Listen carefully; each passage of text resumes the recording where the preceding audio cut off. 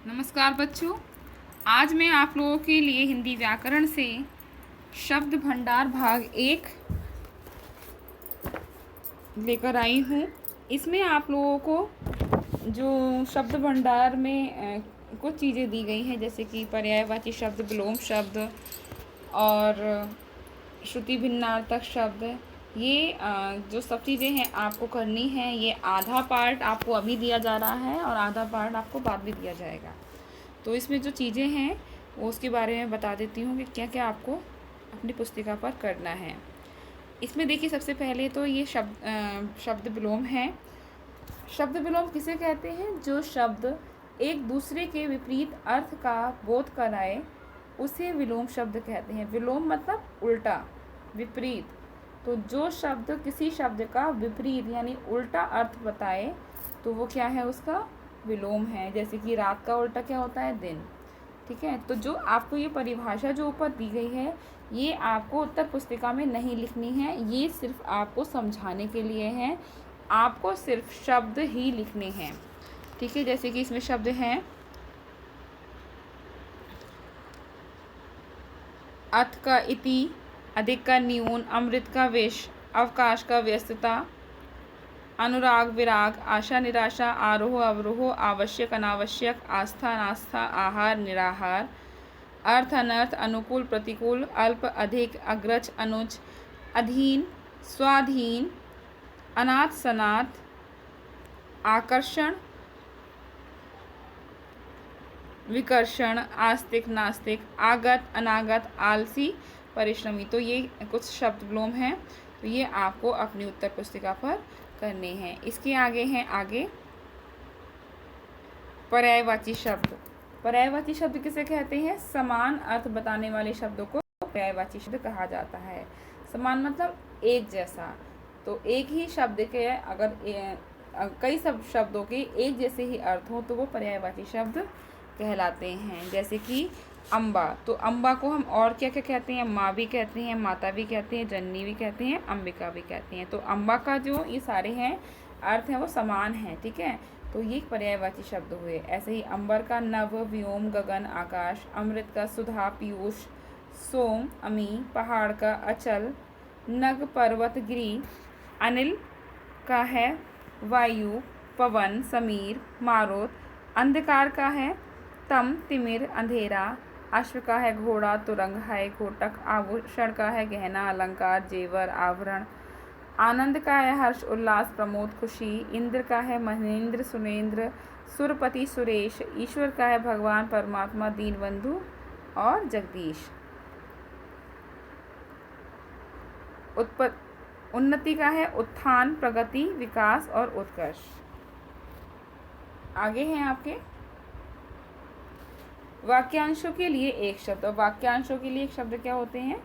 वाक्यांशों के लिए एक शब्द का प्रयोग जो होता है वो भाषा को सौंदर्य, जो भाषा होती है उसका सौंदर्य बढ़ाने के लिए, सुंदरता बढ़ाने के लिए और भाषा को संक्षिप्त बनाने के लिए, उसको शॉर्ट में लिखने के लिए इसका प्रयोग किया जाता है। जैसे कि कभी कभी बहुत लंबे वाक्य होते हैं तो उन वाक्यों को एक ही शब्द में बोल दिया जाता है, तो वो वाक्यांश के लिए एक शब्द। वाक्यांश मतलब कई सारे वाक्यों का एक अंश, एक शब्द। जैसे कि यहाँ पर है जो कभी ना मरे। अभी पूरा ये 4 शब्दों का है एक वाक्य है, लेकिन इसके लिए एक ही शब्द है अमर। तो एक अमर शब्द से पता लग रहा है कि वो जो कभी ना मरे। ठीक है। तो इसलिए ये इससे क्या होता है? इससे जो भाषा है, भाषा का सौंदर्य बढ़ता है और जो वाक्य होते हैं वो छोटे हो जाते हैं, संक्षिप्त हो जाते हैं। ठीक है। तो इसमें है कुछ जिसका कभी अंत ना हो, अनंत। जो ईश्वर की सत्ता में विश्वास रखता हो, आस्तिक। जो ईश्वर की सत्ता में विश्वास ना करता हो, नास्तिक। जिसको कोई भय ना हो, अभय। जिसका कोई शत्रु ना हो, अजात शत्रु। जिसका कोई मूल्य ना आंका जा सके, अमूल्य। जिसको छूना मना हो या ना छू सकने योग्य, अछूत।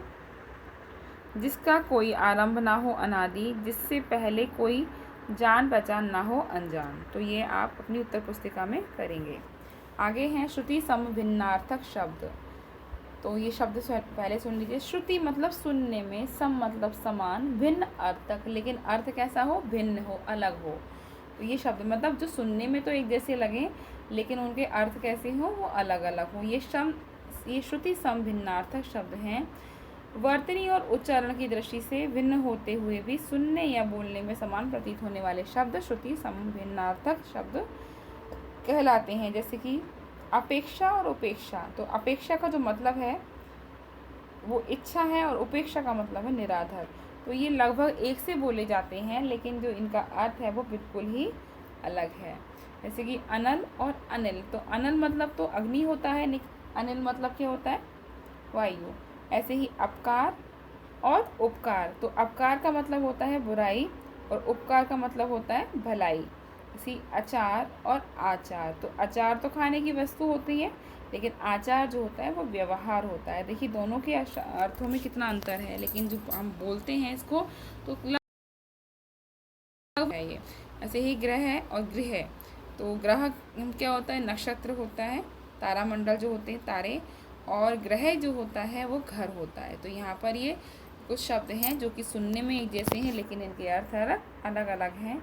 इसीलिए इन्हें श्रुति समभिन्नार्थक शब्द कहा गया है। ठीक है, ये भी आपको अपनी उत्तर पुस्तिका पर करने हैं। अब है अनेकार्थक शब्द। कुछ शब्द ऐसे होते हैं जिनके एक से अधिक अर्थ होते हैं, उन्हें अनेकार्थक शब्द कहते हैं। तो ये या तो आपने जो शब्दों का जो प्रकार पढ़े थे उसमें भी पढ़ा था, जो व्याकरण में पाठ था शब्द वाला। ठीक है, तो अनेक अर्थ मतलब अनेक अर्थ बताने वाले शब्द। तो किसी एक शब्द के अनेक अलग अलग अर्थ हो तो वो अनेकार्थक शब्द होता है। जैसे कल। कल क्या होता है, कल क्या क्या होता है, कल बीता हुआ कल होता है एक, तो एक आने वाला कल, आने वाला दिन जो होता है वो भी कल होता है, और कल मतलब मशीन भी होती है। ऐसे ही कर। तो कर का मतलब हाथ भी होता है, टैक्स भी होता है, किरण भी होता है, हाथी की सूंड भी होती है। पत्र। पत्र का मतलब पत्ता भी होता है, पंख भी होता है और चिट्ठी भी होती है। ऐसे ही अक्षर। अक्षर का अर्थ वर्ण भी होता है, शब्द भी होता है और ब्रह्म भी होता है। ऐसे गति। गति का जो अर्थ है वो चाल भी होता है, दशा भी होता है और मोक्ष भी होता है। ठीक है, तो इसको आप अपनी उत्तर पुस्तिका में लिखेंगे। आशा करती हूँ बच्चा आप लोगों को सब ये समझ में आ गया होगा। आप लोग ध्यान रखिएगा कि परिभाषा आपको नहीं लिखनी है, सिर्फ हेडिंग डाल करके ये क्या क्या हैं उसकी हेडिंग डाल करके आपको ये लिखने हैं, और जो PDF है वो भी आपको मिल जाएगी। तो और एक चीज़ और कहना चाहूँगी, अगर आपको उस भी में लेट मिल रहा है या फिर जो YouTube से वीडियो आप जो डाउनलोड कर रहे हैं, तो आप इस चीज़ को ध्यान रखिए कि जो आपको लिंक स्कूल से भेजा जा रहा है तभी आप उसी वीडियो के अकॉर्डिंग, उसी PDF के अकॉर्डिंग आप वर्क करिए।